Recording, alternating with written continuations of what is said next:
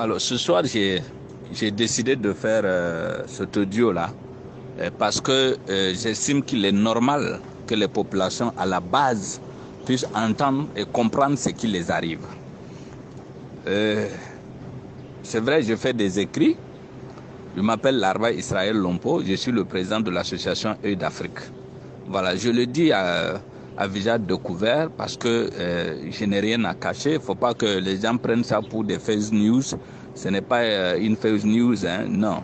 Ce que je vais dire, c'est la réalité, c'est la vérité, c'est ce qui se passe sur le terrain. Alors, il y a une semaine de cela, quelques jours de cela, il y a eu une attaque au Burkina Faso. Et lors de cette attaque meurtrière, la plus meurtrière de toute l'histoire du Burkina Faso, a coûté plus de 130 vies des civils. Alors, aujourd'hui, ces attaques n'ont pas été réclamées. Même les démons du terrorisme, même les démons ont condamné cette attaque-là.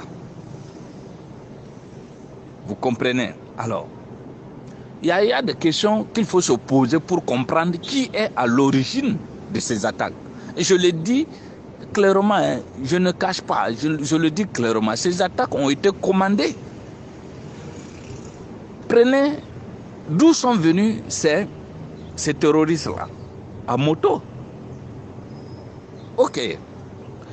Vous allez remarquer que toutes les attaques terroristes qui se passent au Burkina Faso, les plus grandes meurtrières là, ne se passent pas à l'intérieur du pays, c'est toujours à la frontière. Ça veut dire quoi?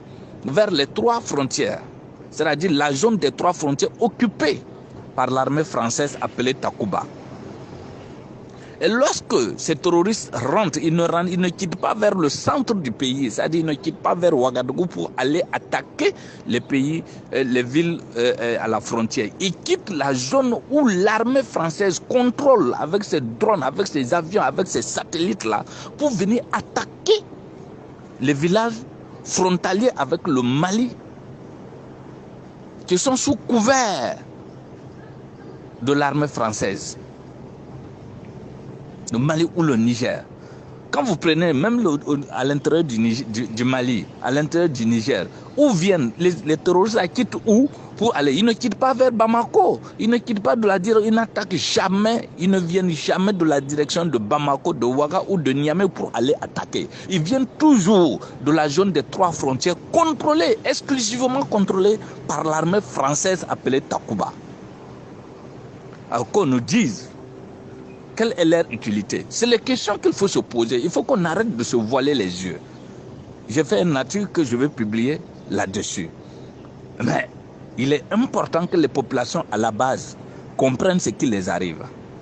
Vous allez remarquer que les sociétés minières occidentales, canadiennes, françaises et autres, autrichiennes et autres allemandes qui sont au Sahel ne sont jamais inquiétées.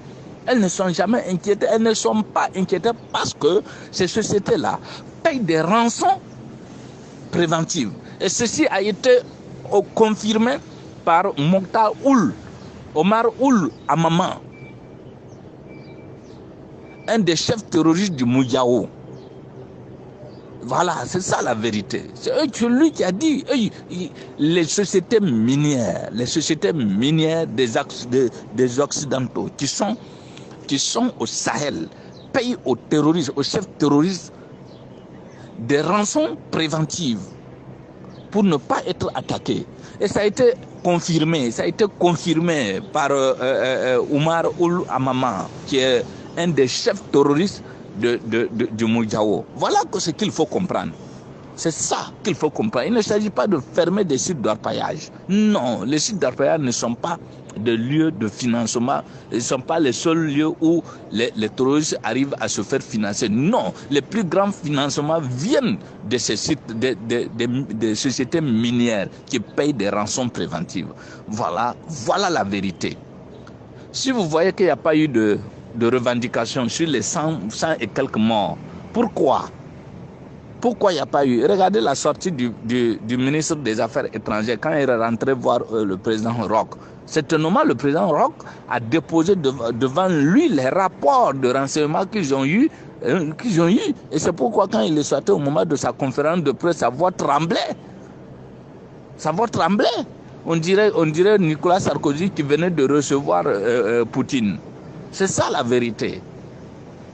Takuba là, ils sont illégaux, ils sont illégitimes. Ils n'ont aucun droit de rester sur le sol. C'est la seule solution. Tant qu'eux là, ils seront là, il n'y aura pas de paix.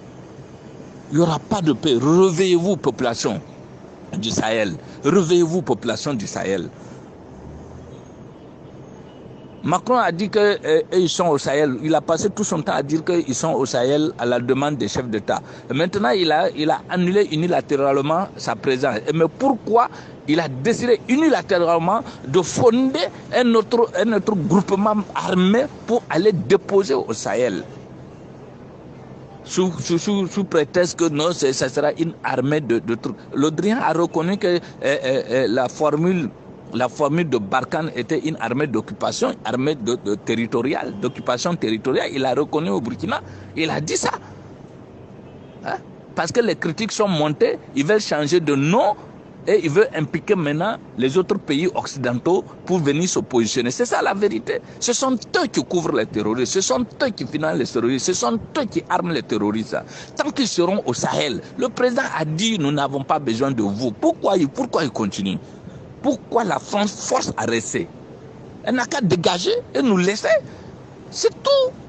C'est tout. Donc, tout ce que vous faites là, tout ce qu'on fait là, on ne pourra jamais s'en sortir tant que la France aura son armée au Sahel.